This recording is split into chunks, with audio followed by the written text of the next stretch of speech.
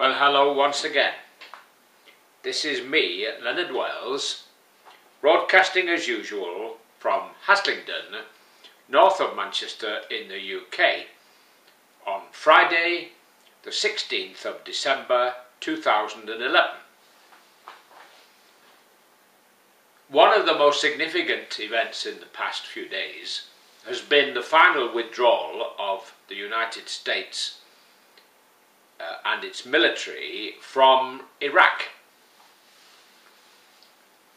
They hadn't planned to go quite so early, but when the Iraqis refused to give them protection from being taken to court for any kind of infringement of Iraqi laws, President Obama decided enough was enough, and they left.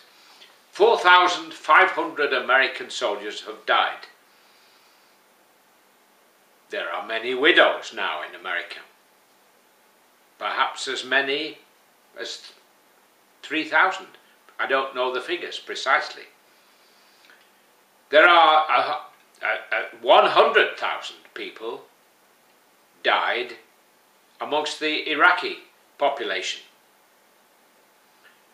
And the total cost was $1 trillion. $1 trillion. And yet there are people in America who haven't got 2 pennies to rub together, who can hardly afford to feed themselves. There are people in Alabama, I was reading on the BBC yesterday, in parts of Alabama, who can't afford to pay for water from the water company. So they buy bottled water instead. And they use portable toilets because they can't afford the charges for sewerage.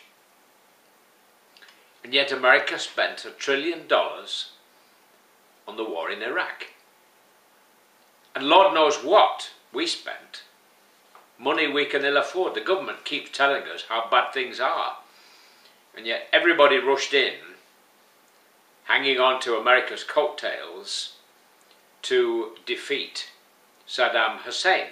Well, he wasn't a very likeable character, but he involved Iraq in a terrible war against Iran, in which millions died, and then he made the ill-fated mistake of taking over Kuwait, and we threw him out of there in the big coalition. But we made the big mistake there of not removing him then. He was actually getting ready to jump into his helicopter, thinking that they were going to do that. But they didn't do that. They said they didn't have a mandate for that. And yet not long afterwards, they decide to start all over again. Now, the two things in this world which divide mankind more than any other: 1, nationality, and 2, religion. Now, the Iraqis, of course, are Muslims, as of course are all the Arab nations. All the people of the Arab countries are largely Muslim. There may be a few Christians and 1 or 2 other faiths, but for the most part they are Muslim, and quite devout, because most Muslims attend the mosques in those countries. Very good too. The problem is, like the split in Christianity between Christian between Catholic and Protestant rather, the Muslim faith also has splits between what are called Shia and Sunni. Most of the Arabs are Sunni: Saudi Arabia, Egypt, all the other Arab countries except Iraq and Iran. Iraq is largely Shia, and Iran is entirely Shia. This puts them at odds, particularly with Saudi Arabia. And of course the other problem is with Iran that the Iranians are not Arabs, they're Persians, as was, for example, the Shah of Iran was Persian. And this is very, very easy to get confused. So this problem, then, is twofold with Iran. One, it's Shia, which makes it uncomfortable for other Muslims in neighbouring countries, except Iraq. And two, the Iranians are Persians. Now, apparently, I understand, the Iraqis are quite close of late to the Iranians. And this may be because, of their religion. They're both being members of the Shia branch of Islam.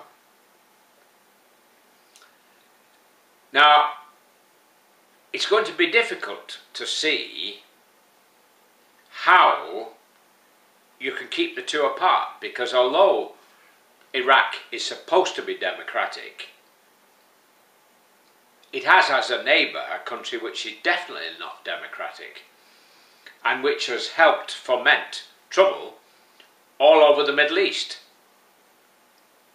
particularly for the American troops serving in Iraq. Because when the Americans first arrived in Iraq, they were welcomed with open arms. But things turned rapidly sour. Now, did the Americans do a good job in Iraq? Well, from the military point of view, I suppose you could say it was a success. But I just wonder if that $1 trillion couldn't have been better spent in their own country. I mean, they don't have a decent railway system. Well, we in Britain don't have a decent railway system for that matter, but in America, General Motors, for example, back in the 30s, 40s, 50s, 60s, together with the tyre companies and the oil companies, were buying up railroads and scrapping them because they didn't want any competition. Well, now they're rather sorry because they have to rely on the motor car, and you can queue for hours in Los Angeles. Well, we're getting slightly sidetracked here. The motor car is one of the horses I like to ride high on. So when I start talking about the motor car, you can see me putting on my riding boots and putting my foot into the saddle, if you follow my meaning.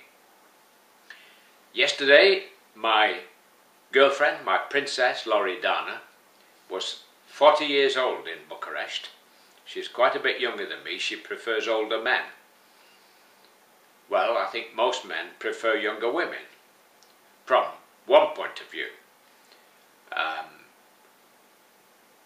All I can tell you is that Romania is full of pretty women. Some wonderful women in Romania. So any of you guys out there who are not yet married, it's never too late. Have a look on the websites. Look at Romanian women. Romania's within the EU, so if you're in the EU also, you don't have any problems with visas and all that business. So that's my talk for this morning. It's now approaching 2 AM and I'm ready for bed. It's been a long day from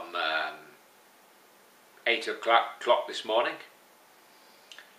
It's quite cold here. We're expecting some snow in certain parts of the UK tomorrow, parts of Wales and the mountains. We've had snow in Sheffield. It's blooming cold.